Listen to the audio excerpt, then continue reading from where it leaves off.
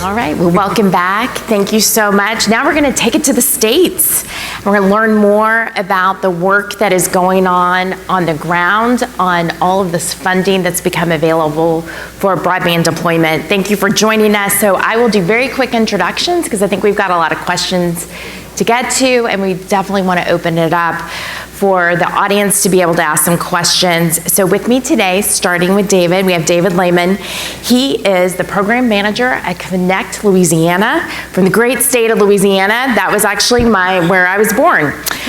So thank you so much for coming. And then next to him, we have Carlos Nathan. He's the federal program officer for NTIA here in the state of Florida. Thank you for joining us, Carlos. And then Jessica Simmons.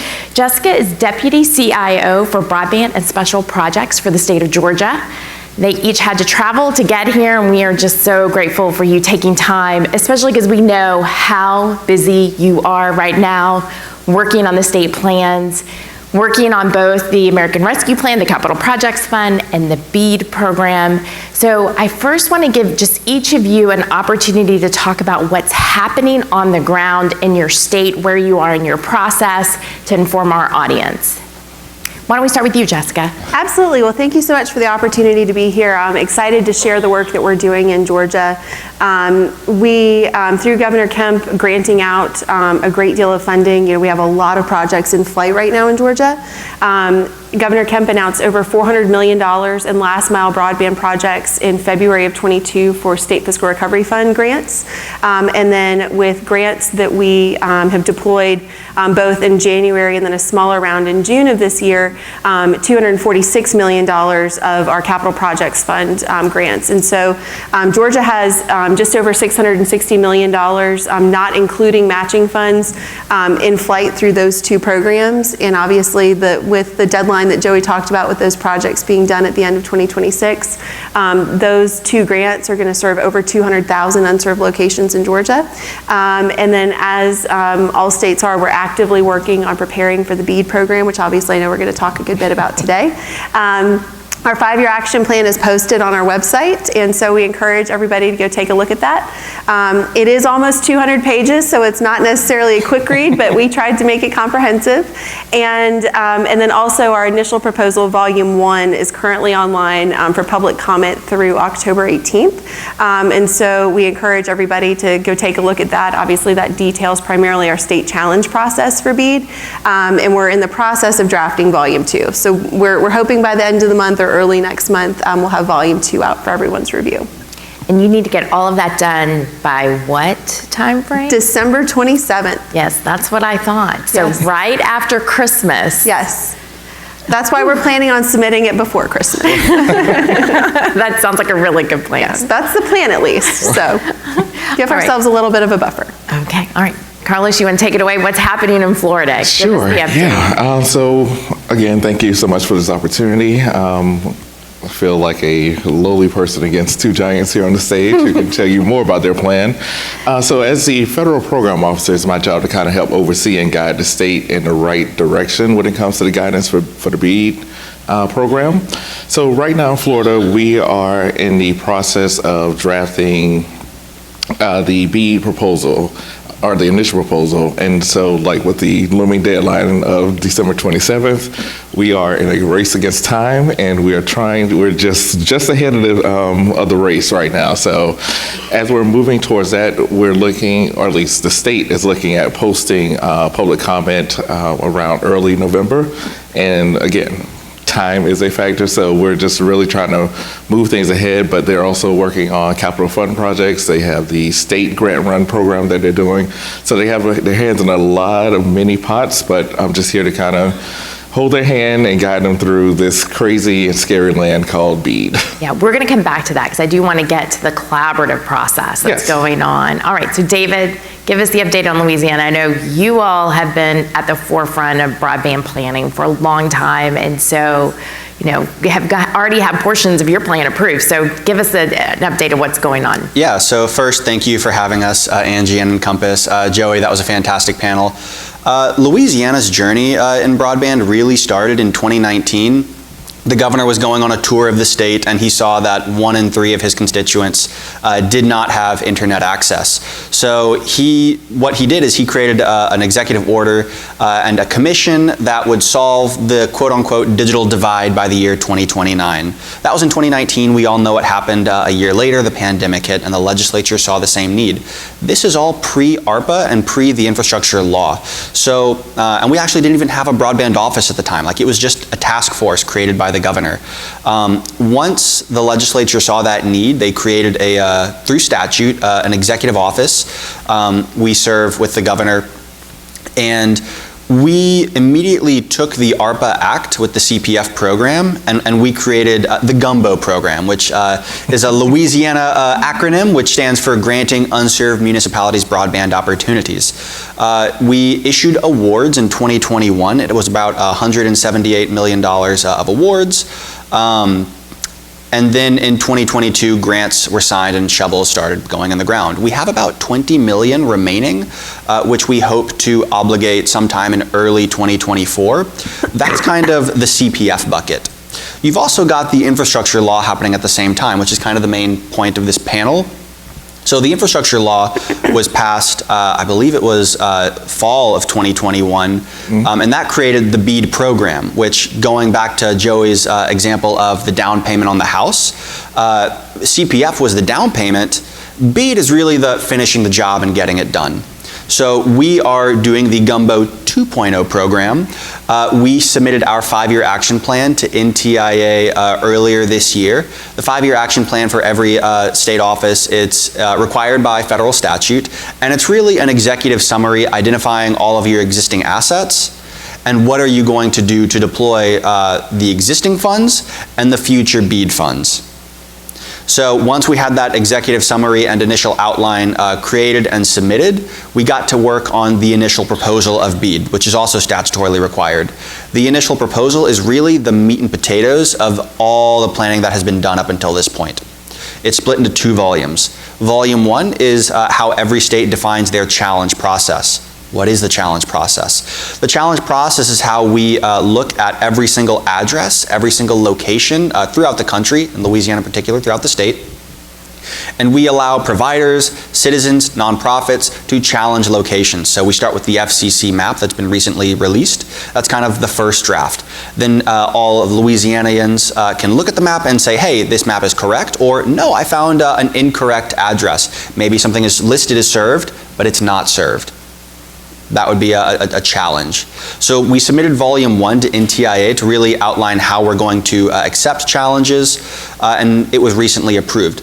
The next step was Volume 2, which is the really strong, the prime rib, if you will, of how are you going to issue. Well, I'm from Louisiana, so we talk about food a lot. It's how are you going to truly deploy the BEAD program. That is, it was out for public comment. We've closed public comment, and we've since made a few changes and submitted it to NTIA. Everything is on our website at connect.la.gov, connect.la.gov. I encourage you all to read it. And now we've started our challenge process. So the challenge process can't start until Volume 1 is approved and Volume 2 is submitted. Our challenge process started on Friday, and we're going to talk more about that in future panels, but I feel like I've been talking for a while, so let me share the stage. You have a lot to talk about. Well, let's talk about the collaborative process that goes into the work that is happening on the proposals for BEAD. And why don't we start with you, Carlos? Talk a little bit about what you're experiencing in Florida in bringing people together to help the broadband office get that input that they need. How are they going about that? Yeah, so as you know, Florida is a very large state. It is. The broadband office, I believe they currently have 8 employees, and there's a process for them to travel. So in working with them, I let them know when I first got started, I said, hey, I can help with the stakeholder engagement and just kind of bring people to you all. And they were like, okay, great. And so that's been the partnership that we've had.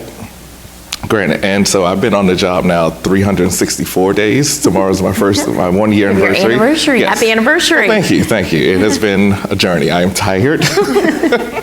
But it's been a great experience to not only get out in the streets and the highways of Florida, not only talking to the residents, but talking to the industry as well, and just finding ways of bringing that collaboration to the center point of the BEAD program. As we know, it's the gap filler for the other programs. And so as they're coming to the tables with their ideas, the state broadband office is taking those ideas and incorporating it within their plan and trying to build the best plan for the state of Florida. I'm sure that the broadband office has been in communication with the other states as well, because there's a network of states who are all trying to figure out what to do, how to do. But a part of the investment as well are the FPOs in each state. And luckily for my two friends here, they share the same FPO, and so he does a lot of traveling between Louisiana and Georgia just to make sure that everything is taken care of as well. So it's a lot of trainings, a lot of work, a lot of movement, but overall it's going to be for the best once we connect everyone to the internet. Jessica, what's the process been like in the collaboration as you're working through the plans? Absolutely. So for us, I feel like we just kind of continue to build on the work that we've previously done.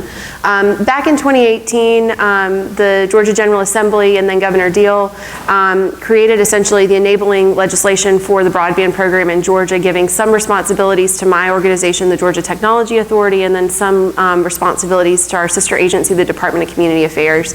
And through that collaboration, the state in 2018 stood up our Broadband Advisory Committee that's made up of, a number of stakeholders throughout the kind of entire ecosystem of broadband. And so we've gotten a lot of feedback through that process. And then obviously, as we've continued our work, as we look to the State Fiscal Recovery Fund grant, and then obviously the Capital Projects Fund, community collaboration and collaborating with, all of the stakeholders was something that was very important to, all of those programs as well, along with developing our state strategy in 2021, which is kind of a precursor to our 5-year action plan. And so I feel like for years we've really been laying the groundwork of working with our internet service providers, working with communities and their relevant associations. And so, as we've been preparing for BEAD and also creating our state digital equity plan, we've already had a lot of great partners and a lot of feedback that we've received. And so it's just continuing to build on that, continuing to get out and meet people in their own communities. Obviously, that's something that's very important to us, to travel the state. While we have done a few virtual events, we really felt like that was not the proper medium to do something about a lack of connectivity. And so we've had a really robust stakeholder partnership, whether that's working with our local governments, working with our regional commissions, working with our ISPs, working through our technical college system in Georgia. And so we've got a lot of really great partners, but I think that the biggest thing for us for collaboration is really just continuing to build on that work that's been done and just continuing to take that to the next level as we prepare our plans. How about the state of Louisiana, David? Absolutely. So stakeholder engagement, it's very important to us, engagement with the ISPs and with citizens. We consider ourselves pretty accessible to ISPs. Whenever an ISP wants to chat, historically we've always gone for in-person meetings, or we've always strived for in-person meetings with your colleagues in Louisiana. Recently, because of BEAD and how busy things get, we still try to meet with everybody, but it just might be a video call, or it is a dedicated time to meet with people, but it'll be a video call, or it'll be okay, let's have a town hall with ISPs where, instead of one-on-ones, because we're doing so much, let's do a town hall where all the ISPs are invited, and maybe we can collaborate together there. When it comes to citizens, we see them as, the primary customer of government. Government exists to provide services to its citizens. So when a mayor or a councilman or whoever from local Louisiana reaches out to us, we make an effort to go on a statewide tour at least once a quarter, which it's tough. But fortunately, Louisiana size, you can get from one corner of the state to the other corner of the state within 4 hours. So we're no stranger to waking up at 4 o'clock, getting in the car at 5 a.m. from the office, driving from Baton Rouge to Shreveport or Ida, Louisiana, leaving at 5, coming back at 9 p.m. And we do a week or two of this once every 4 months. So At the end of the day, our philosophy is over communication. There's a lot of work that has to be done. If you don't communicate, if you don't coordinate, people are not going to understand what's going on, processes won't be followed, and you need citizens to see the progress. Even if, BEAD is, a couple of months away or a year away, whatever stage you're in, even if you're just planning, show them, what's going on in planning. Sometimes, especially when you're talking to people, sometimes people need to hear it a couple of times. They need to, going back to cooking, they need to let it marinate. So we strive for those quarterly meetings. And one piece of advice that I would give to you is talk to your representatives in Louisiana. Have them reach out to us. We try to have as good of a relationship as we can with providers. So please, if you haven't met us, by all means, talk to us. We're working together. We're all trying to solve the same problem. So the priorities right now is finish the planning, begin the challenge process, make sure that the plans are consistent with the NTIA requirements. This was a bipartisan law, but one that has been significantly embraced by the Biden administration is getting everyone connected, and the tagline is Internet for all, not just some, but all. So with the goal being to ensure access to unserved, underserved, affordable service, can you each talk a little bit about the priorities for your state in terms of the requirements and recommendations that were made in the NTIA NOFO, from wholesale open access to streamlining the process so we get the builds faster to the challenge process? So talk a little bit about what you see as your state's biggest priorities and the work that you're doing to advance those priorities.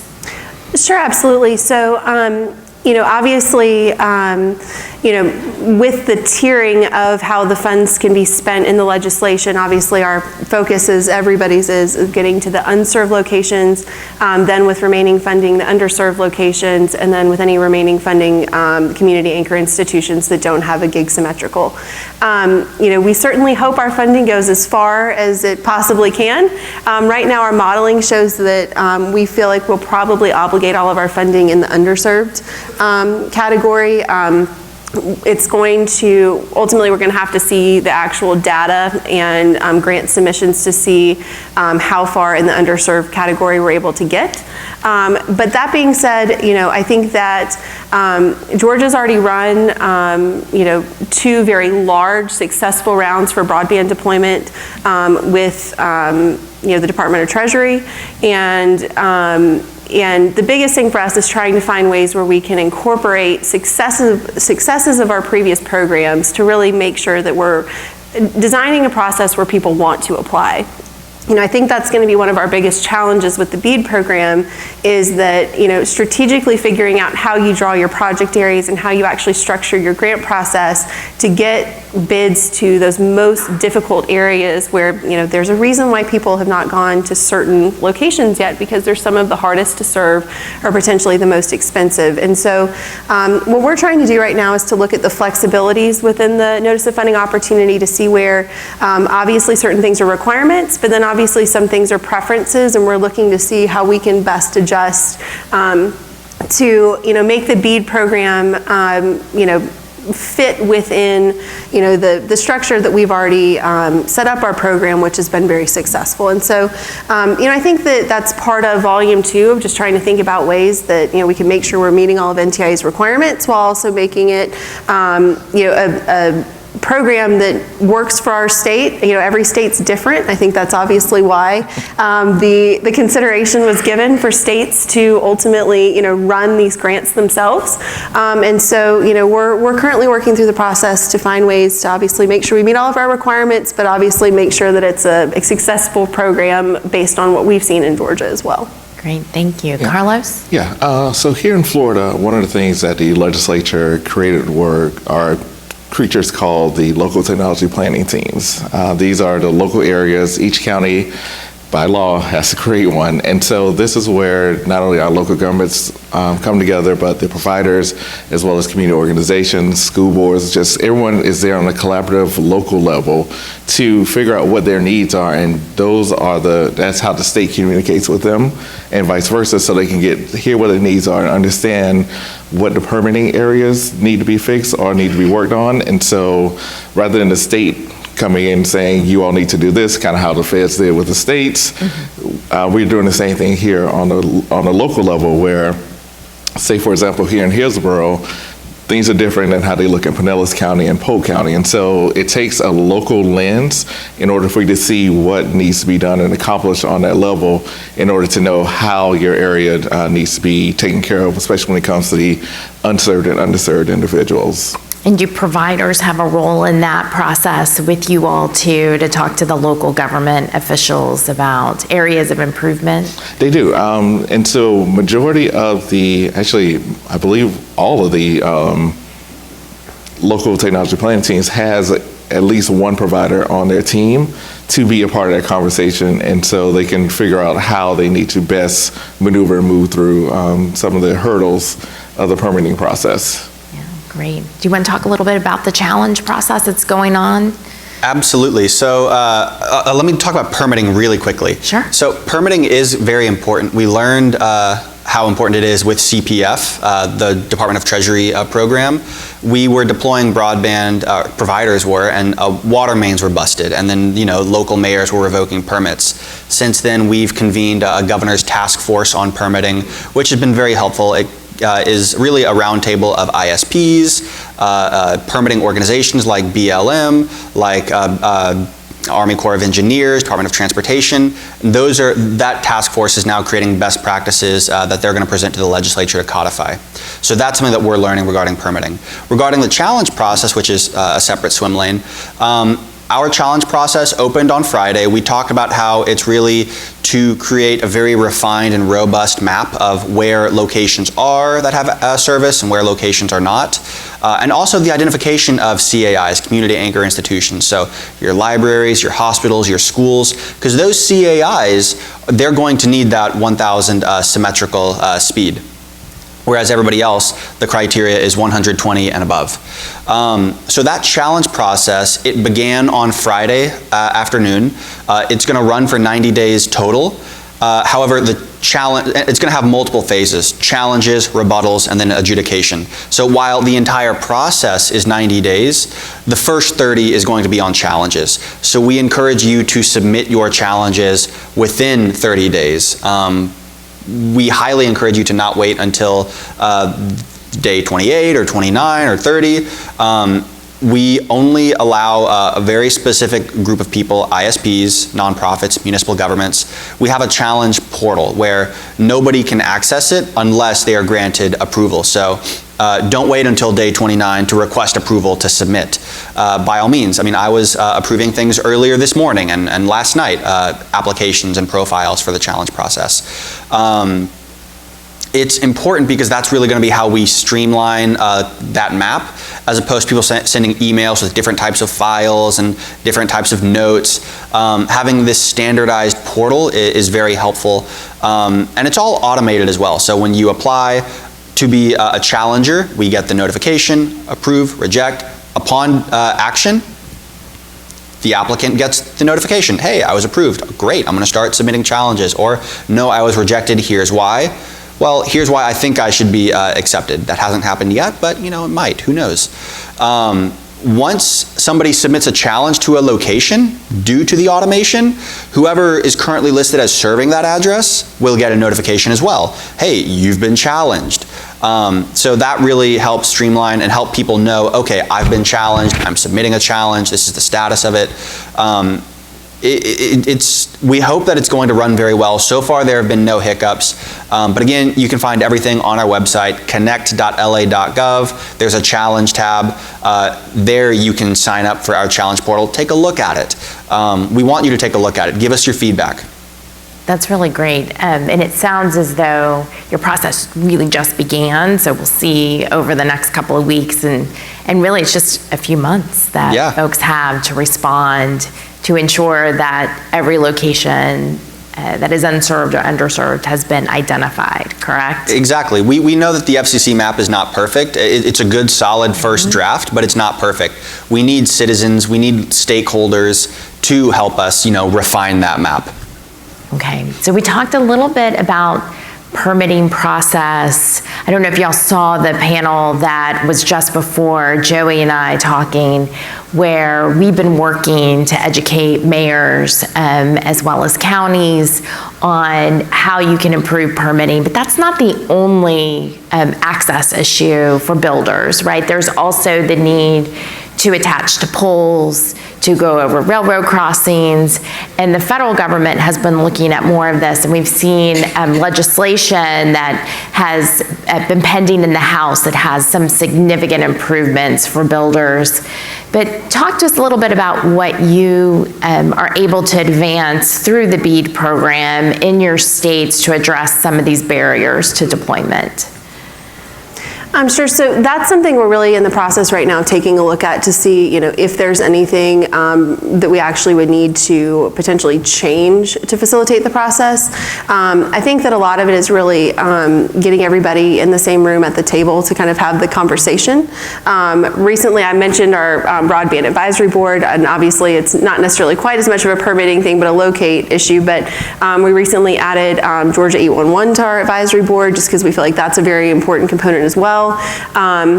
But we're in the process of really trying to gather all the feedback and really make sure that we're getting everybody together, that they know where grant funds have been awarded, so that they can expect certain builds, and then getting the timeframes from those applicants. Alex Johnson, our FPO, actually this past spring came to Georgia and actually hosted a panel for us with relevant stakeholders around permitting to go ahead and kind of help us facilitate that conversation as well.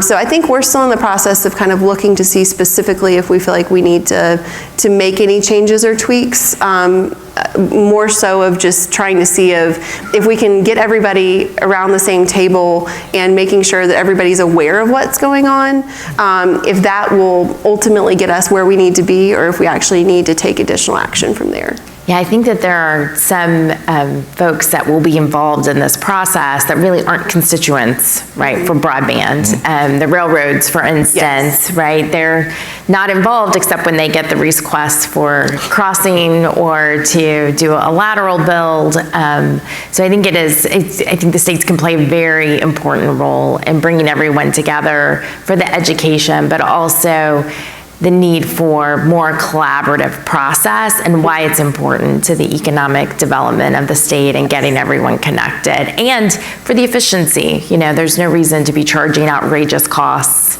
to cross a railroad, especially when you're digging underneath it and you already have the public right-of-way authority to do it. So we appreciate you bringing folks together. Carlos, what about in the state of Florida? What do you see there? I know you talked a little bit about permitting, but what about all, these others, the electric utilities that these folks are going to get on their poles, the railroads that we got to do the crossings? Yeah, Florida's a weird state. But I can say that one of the things that we'll probably be looking at, or at least the legislature will be looking at as they come forth their next legislative session, as we move towards more of the project buildings for the capital fund and the state-run projects.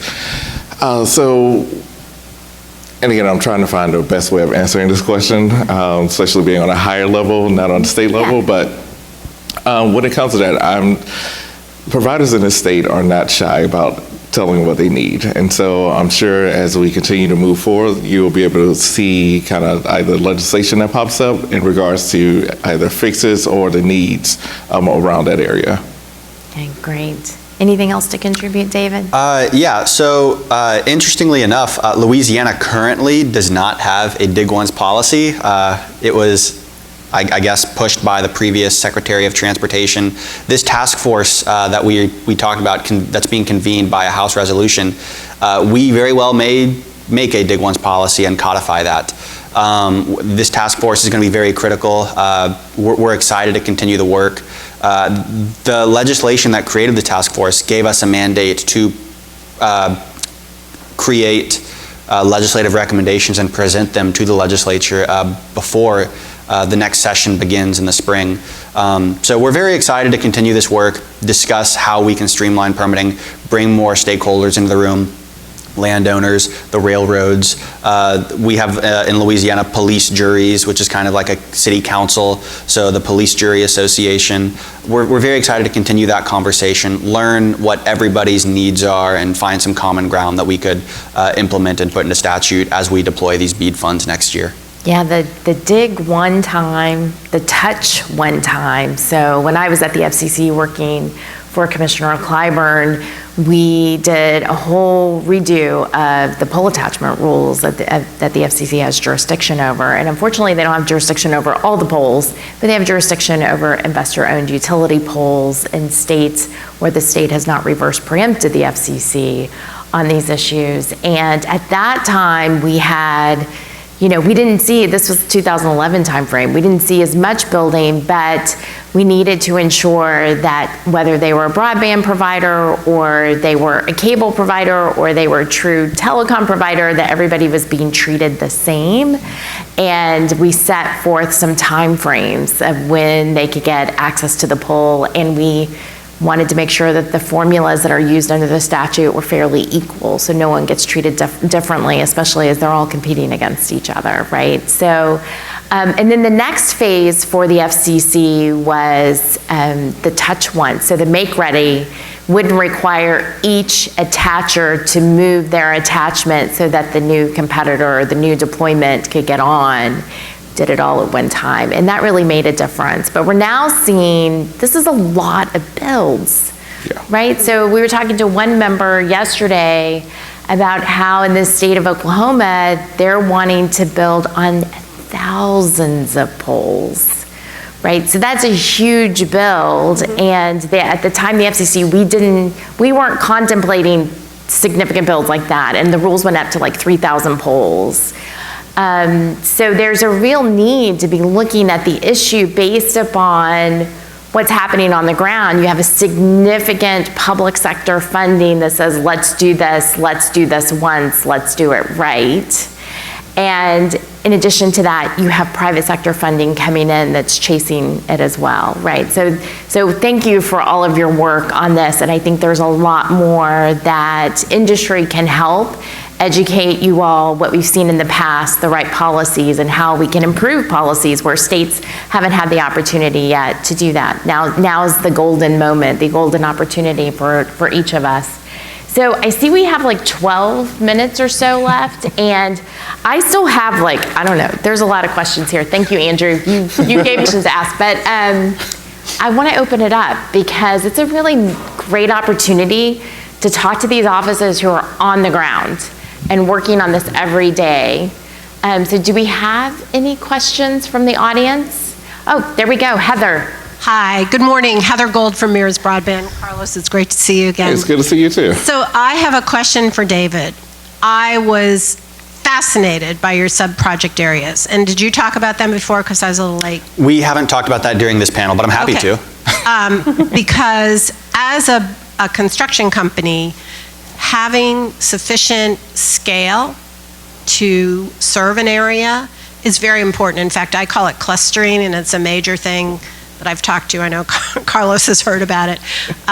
So it looks to me, if I divide the number of unserved by the number of sub-project areas, it's roughly 10,000 unserved in each sub-project area. Does that sound right?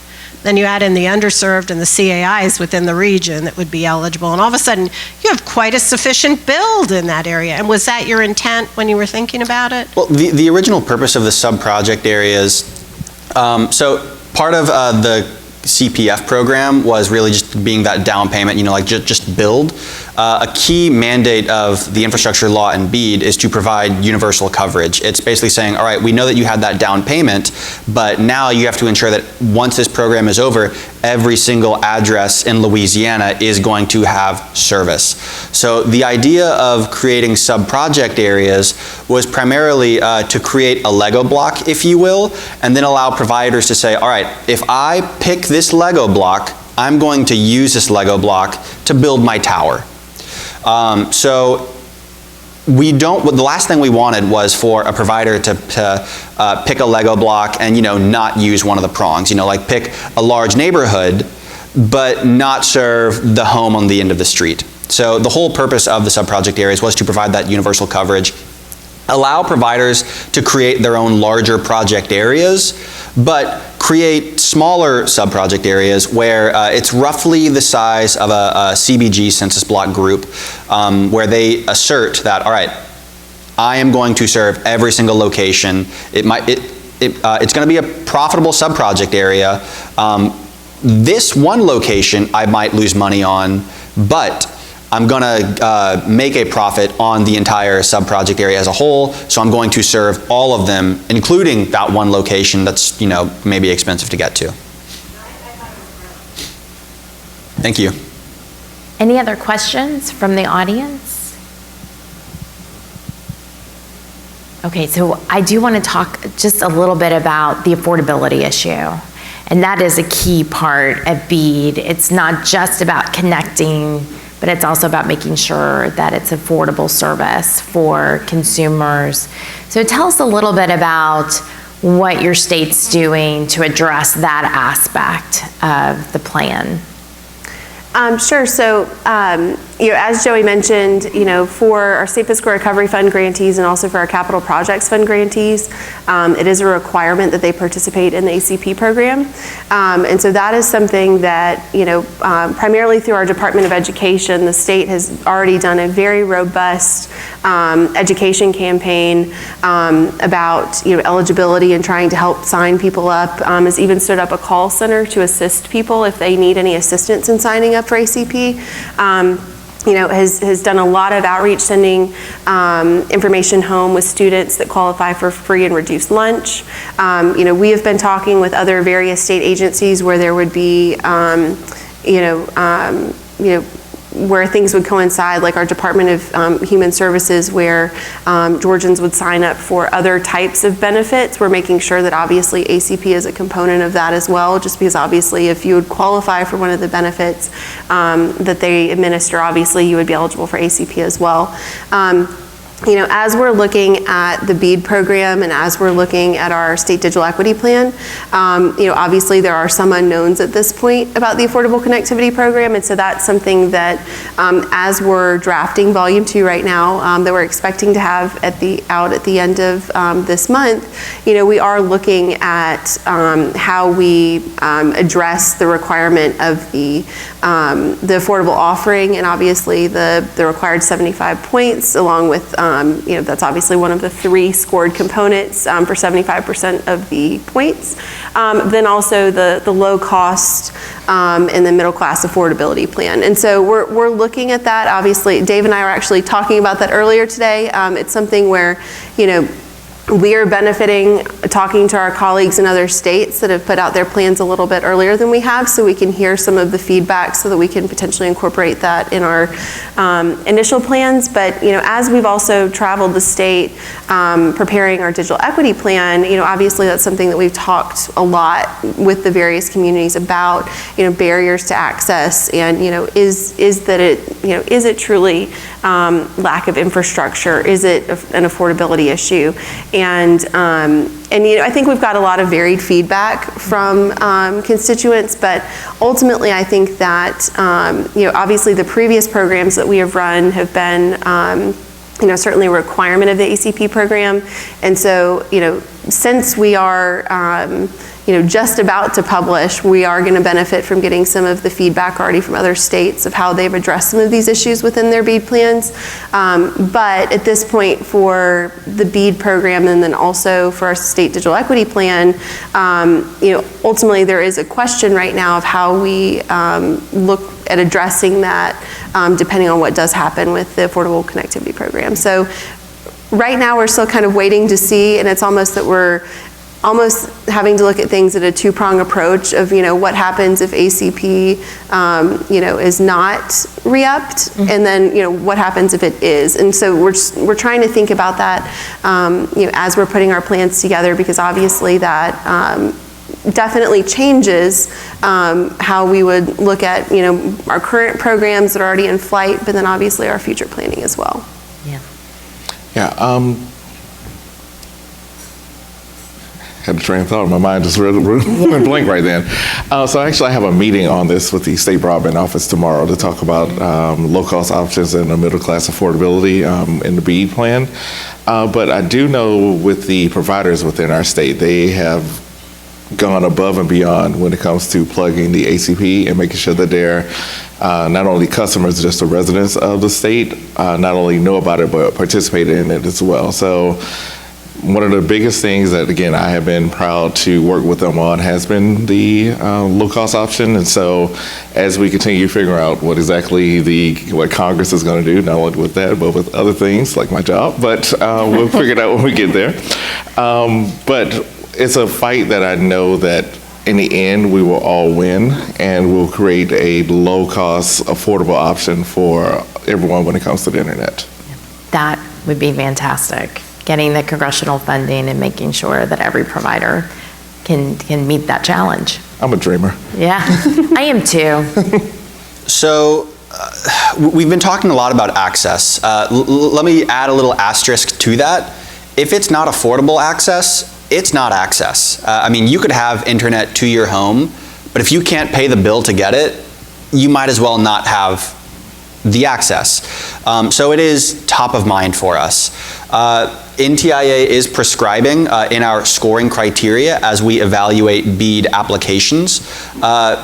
One of our primary scoring criteria has to be affordability. So how are providers bidding on affordability? What's their proposed cost to the consumer? We are tying our low-cost plan with the FCC urban rate survey. If a provider wants to, provide a lower amount, by all means, competition. We are allowing, so we know that inflation has been a concern in recent years. We are allowing providers to, when they commit to a price in their application, they can adjust it year after year based on the consumer price index, which is a key measure of inflation. So that is allowable. Of course, we have to mandate participation in the Affordable Connectivity Program. We're also focusing on digital equity. So if you're not familiar with digital equity, well worth the read. Part of the infrastructure law, yes, is BEAD, but also another digital equity lane. There's a sub-act called the Digital Equity Act within the infrastructure law. If we have non-deployment funds left over after we connect everybody, we have a few non-deployment initiatives, and Louisiana is confident that we can serve everybody, and maybe we'll have, a little bit of money left over. One of the things we're considering is the creation of a cash program. Cash is an acronym. We're not giving people cash, but we like our acronyms, and we call it Comprehensive Affordability for State Households. What that would be, if we have the funds, is it would be a $10 subsidy on top of ACP. So if you qualify for ACP and you qualify for the cash program, you get $40 a month off your internet bill.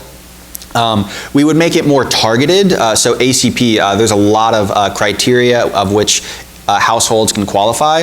We're going to tailor it more for low income because really that's the whole purpose of affordability, right? You want to help the low income or the middle class get that affordability. So that's top of mind. That's what we're thinking when it comes to affordability. You can read all about this in our volume 2. You can also read about it in our digital equity plan, which is also on our website. That's really great. Thank you for that. So we have a minute and a half left. So you each get 30 seconds, quick. Top of mind, what you want to tell the audience. Absolutely. Well, thank you so much for having us. Again, our initial proposal, Volume 1, is available on our website, which is gta.ga.gov. We would love for anybody to submit comments by October 18th.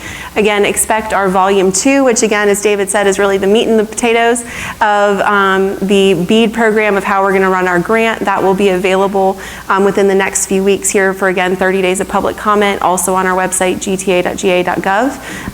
And we want to be a good resource. Our door is always open, so please feel free to reach out to me or our team, and appreciate the opportunity to be here with you today. Thank you, Jessica. Thank you all for the opportunity. This has been great. Lovely way to spend my Wednesday morning. Tuesday morning. God, I'm really off. My days of the week are really off right now. But the one thing, well, a couple of things I would say. One, I would say definitely have patience with your broadband office. They are working as hard as they can on all the things at the same time. But then also make sure that you are collaborating with them and not just telling them what you want to see, but how you can actually build something together. So those are my two Great, thank you, good advice. Absolutely be involved. If you have not developed a relationship with your broadband office, please develop that relationship. I mean, we're partners. We're definitely not adversaries. We cannot do the work without you building. So one of the key assignments that we always tell ISPs when we're closing meetings is build. If you won a CPF or Gumbo award, build. Let us know how we can help you build. If it's a permitting issue, let us know. Let's address that. So please just be involved, over-communicate, and build. Great, thank you so much. Please thank our panelists for joining us.